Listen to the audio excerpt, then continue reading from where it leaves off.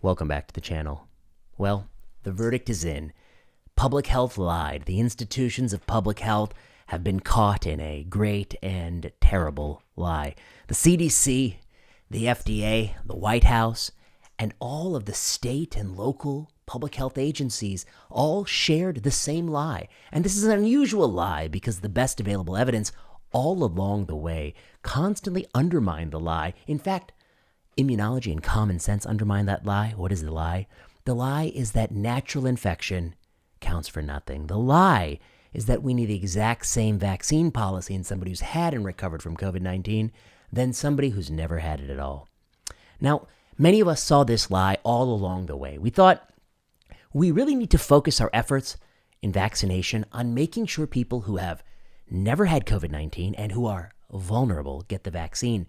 We don't need to waste our breath on 20-year-olds who've already had COVID-19. And yet, this White House had an unofficial poll. This has been reported by Paul Offit now 2 times because he participated in this poll. They asked several experts privately, should we count natural immunity as perhaps 1 or 2 vaccination doses? And the vote was narrowly, we should count it as nothing. We should give no credit to prior immunity. I want to say one thing off the bat. This is not a video about whether or not it's better to meet the virus for the first time without any vaccines or better to meet it after vaccination. That's not this video. This video is for the fact that despite our best intentions, many Americans got COVID-19 before vaccines were available, and many of them got it before they were available for their demographic and their group. Those people had COVID, they recovered from COVID. Some of them are even nurses and doctors who got it on in the line of duty. And they were compelled, they were recommended, they were told that they ought to get the COVID-19 vaccine. It was benefiting them, it was benefiting others. The claim it was benefiting others was always spurious, but the idea that it was benefiting them and that they ought to be mandated to get it, that was what public health said. This is really problematic.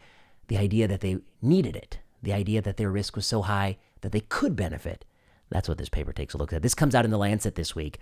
The headlines already read, immunity acquired from COVID infection is as protective as vaccination, a study finds.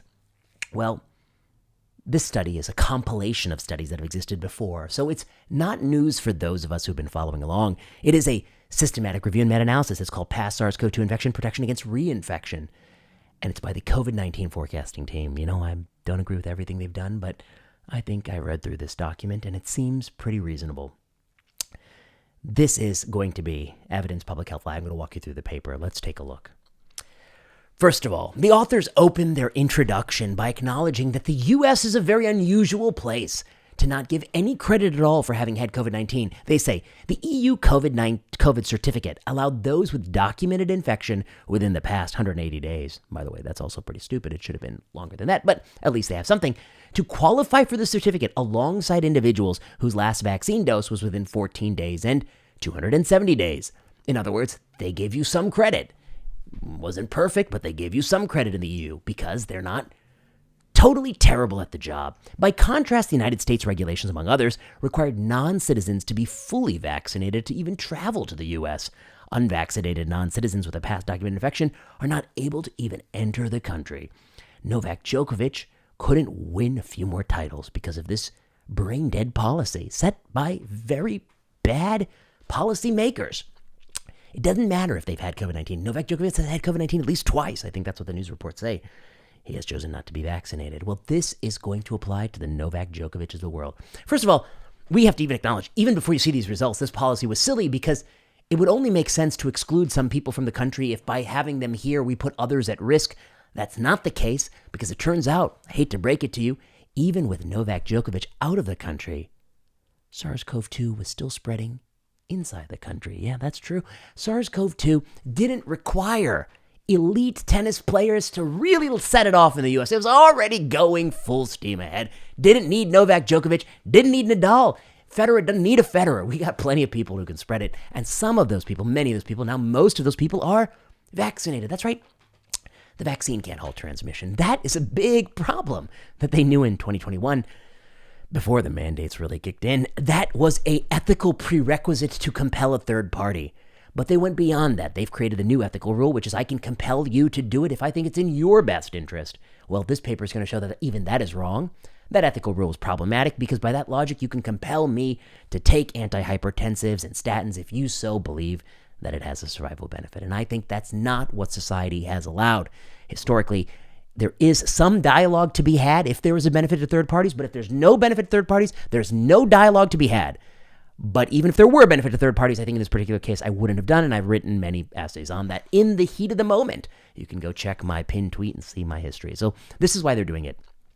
What do they do? This is a systematic review, a meta-regression sort of study. I won't bore you with all the technical details, but what I will show you is this sort of heat map. This heat map shows you that they're looking at, depending on which strain of COVID-19 you got, how many studies document subsequent reinfection, whether those reinfections are symptomatic, you got that runny nose and cough, and whether they're severe, that they actually require, that they actually are severe infection, may require oxygen, may require hospitalization, that it's really something problematic. And I think we have to remember something right off the bat, that in my mind, the only question here is once you've had COVID-19 and recovered from COVID-19, and once you recognize that there's nothing on planet Earth that can stop reinfection, neither antecedent infection nor vaccination, which we learned pretty quickly. We should have known that because coronaviruses, of course, keep reinfecting us. That's kind of a clue that it was going to happen. Once you recognize that fact, then the end point of whatever mandates you have cannot be avoiding a cold. It's got to be postponing severe disease. Are they willing to postpone, delay, and avert severe disease? And if you're not doing that, then there's no reason to be engaging in whatever booster plans you've got. Severe disease is the only thing that I think matters in this paper, so we're going to take a closer look. The first thing to note is this is a pooled estimate, sort of a relative risk reduction that is color-coded. Blue means that it's pretty good. And you can see protection against reinfection, it vacillates, and of course, some of these variants don't do as much as others. Protection against symptomatic disease has a range 44 to 87%. But look at the last column, protection against severe disease. When you have COVID and recover from COVID, you are very well protected against severe disease. These are studies of unvaccinated people who've had COVID-19 against unvaccinated people who haven't had COVID-19. It can also include studies where people have been vaccinated, but it adjusts for vaccination to ask what is the protection delivered by prior COVID-19. And you see protection against severe disease from prior COVID-19 in the C column of this table is huge. It's huge. It's pretty big. It's pretty big. And with numbers like that, it turns COVID-19 into a fearsome pandemic, into just a run-of-the-mill respiratory virus. That's what it tells you. Once you've had it and recovered, if you're ever going to get it again, it's just going to be like any of the other respiratory viruses we've lived with for hundreds of thousands, if not millions of years. That's all it's telling you in this column. This is another key figure where, because they're doing meta-regression, they can actually show it over time. This is time since original infection, and this is the protection you're afforded for severe disease broken out by the type of, the strain of COVID-19. And what you see in panels E and F of this figure, which I have selected because these are the most important panels, is it's tremendous. Having had and recovered from COVID-19 is tremendous protection. Having had and recovered from COVID-19 is tremendous protection against getting COVID-19 again and getting very sick from it. Is it going to be perfect protection against getting COVID-19 again? No. But you know what? You're going to get it many, many times if you plan on being around this planet for a while. Just like you're going to get rhinovirus and RSV and coronavirus, the original 4 strains, okay? You're just going to get those things many times. What we care about with severe disease and what this shows you is these people, you can let them go. Once they've had and recovered, you don't need to badger them. You don't need to hound them. You certainly ought not fire them. You can give them credit on a pass. You don't need to pursue them doggedly unless you're a zealot that doesn't understand science, and that's what we got. This is the broader figure. This is the full figure 3 with all the pains. It's showing you any reinfection, symptomatic disease, and severe disease. And of course, it's not going to be durable against any reinfection. As I've already said, be prepared. You're going to keep getting colds for the rest of your life. But what is important is you're not going to be facing the initial COVID-19, what we really feared, what led us to react. So in some cases, acceptably, but in many cases, foolish and irrationally. Here again, I show, this is a very interesting figure, a comparison of AZ plus Pfizer booster, Moderna, Pfizer, and BioNTech, which is the Pfizer vaccine, Pfizer plus Pfizer booster, AZ plus AZ booster, J&J, past infection, Pfizer and Moderna. Past infection is green, and it is showing you the protection against severe disease you get from vaccination. Those are all those other colored lines. And prior infection without vaccination. And you know what it shows you? Crystal clear is it's all about the same. In other words, they should get every bit as much credit as somebody who's been vaccinated. In other words, anybody who was fired who had COVID-19 recovered, who decided not to get vaccination, should not have been fired because they also can transmit, just like the person who's vaccinated can also transmit, and they are equally well protected going forward. And that, I think, is where we're going to come to in this. This is the broader, looking at both infection, symptomatic disease, the broader pain. And it really shows you that no matter what you do, you're going to get it again, okay? If you had it, you're going to get it. And if you haven't had and got a vaccine, you're going to get it. I mean, all roads lead to getting it again. That's the nature of life. I mean, what do you want? You want to live for 70, 80, 90, 100 years and not get colds? Well, you know what? You're born in the wrong body in the wrong world. I mean, I don't have to tell you. You should have been an alien life form on another planet, but respiratory viruses are part and parcel of living in this world. And you know what? That's okay. That's acceptable. They're not the end of the world. For my whole life, nobody made a big deal out of it. Now, suddenly, they all want to wear N95s in the grocery store because they don't want a cold. And that's ridiculous, I think. We got to get back to the way it was. So, conclusion of this meta-regression. I mean, one, we have to acknowledge this is not new information. The news is like, oh, new study shows. A new study that's a systematic review is a study of older studies. All the data was there. NBC, you just don't read the data. You don't read the data, and you have a very skewed sort of set of commenters, and that's why you screwed it up. The key message is public health lied. They lied that natural immunity doesn't count for anything. They said it counts for nothing when it counts for exactly the same for the endpoint that matters as vaccination. Not only should people have the EU card was in the right direction, it should have been really, if you've ever had COVID and recovered, you're good, go out there, live your life.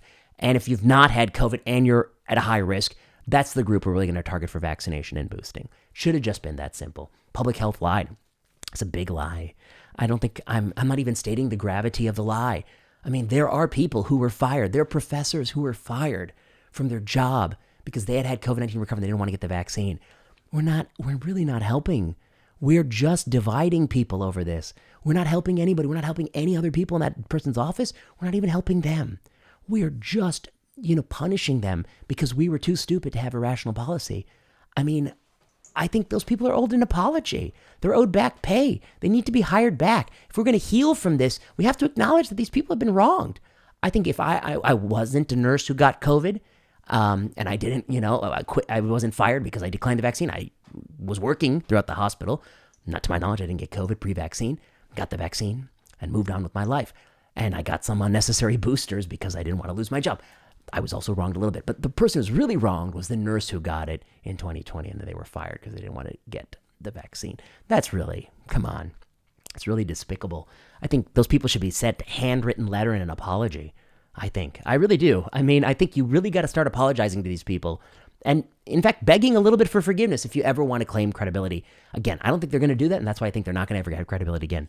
Paul Offit says these decisions stemmed from a private vote. That private vote was held under the auspices of the White House. Vivek Murthy was there per what Paul Offit has said in the media coverage. We need a congressional investigation of that vote. We need to know who was there, how this decision was made. This should not have been a decision made behind closed doors. It should have been a decision that many, many people participated in, including the body politic. It's a great failure. This decision is a great failure. Finally, I think indemnifying vaccine manufacturers may have made sense in 1999 and 2004. I don't think it makes sense anymore, not for this vaccine under EUA.